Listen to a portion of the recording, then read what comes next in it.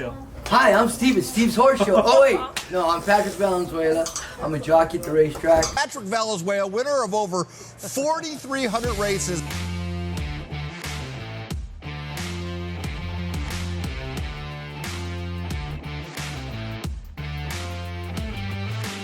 Game fighting back.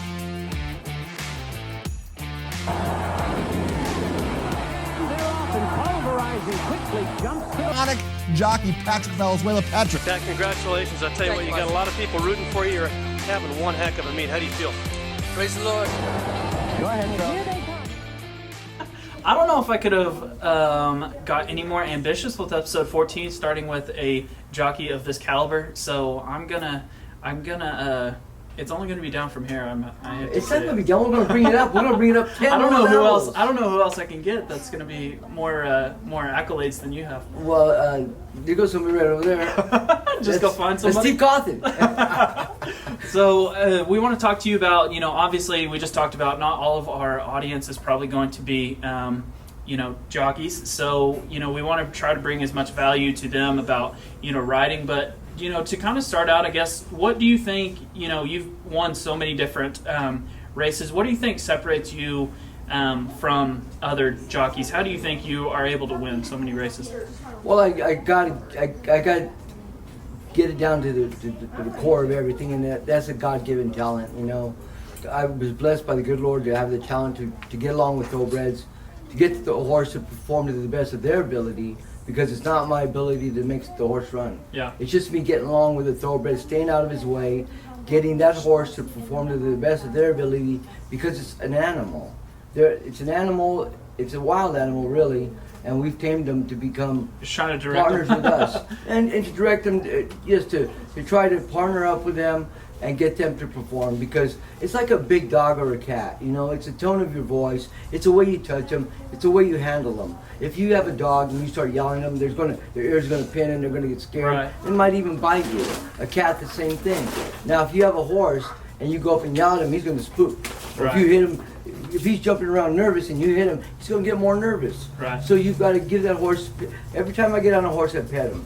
I pet the horse, let him know he has a friend next to him. Right. I get on him, I still pet him up and down his mane. I talk to him gently, I say, hey boy, how you doing? I try to get them confidence in themselves. And the confidence in themselves brings out the confidence to run. Right. And to do what they're supposed to do on the racetrack. Therefore, you have the horse working on all 12 cylinders.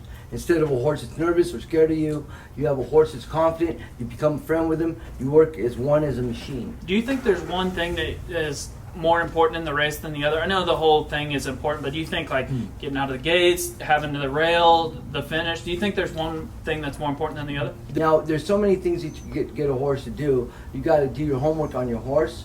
You got to know whether they like to come from off the pace, if they like to go to the front, if they like to be on the outside, or if they like to be on the inside, if they try to get out in the turn, if they try to get in. It depends on the horse. You got to study the horse. You got to study your opponents, the other jockeys, what their habits are. You're usually riding how many times have you usually, in the big races, how many times have you ridden the horse before, the big race? Sometimes I've never been on that horse before. Like, let's say a horse like Acclamation.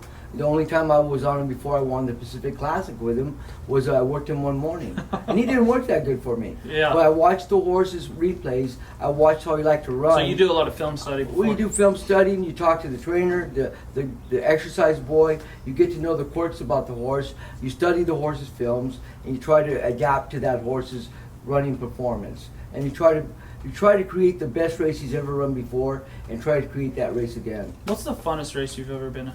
Oh, I have to say the Preakness. The Preakness in 1989 was Sunday Silence and Easy That's Go. before I was born. Was it before you were born? I'm a 91 model. Well, maybe you go to the archives of Google and find it. So Why was that race so fun? Well, it was a head-and-head battle throughout the stretch. Me and Pat Day. It was on Easy Go, and it was called the Race of the Decade. Blood Horse gave me a award for the Race of the Decade, and We'll have to find it and tag it in this video. it would be really cool. Ricky, Yes, homework. you would. It's a really nice race, and I have to give myself a little pat on the back for that race. So. So I guess you ended up winning. That's why they gave me pat.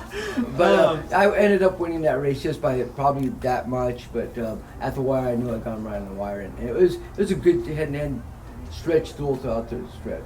So, we were talking about the gaits. What do you do in the gaits that makes, you get a faster jump than everybody else? If I told Can you, you tell us? if Come I told on. you every jockey out Do it there for would Steve's know. Horse Show. Well, for Steve's Horse Show, I'm going to do it one more time. Yes. You just have to replay this over and over to get We'll it. probably just sell this video and give you some of the... Revenue? Okay. All right, I always get I don't know, we're something that big. You know what, we'll do that on another Steve's Horse Show. So all you jockeys out there wanting to know, I'm sorry.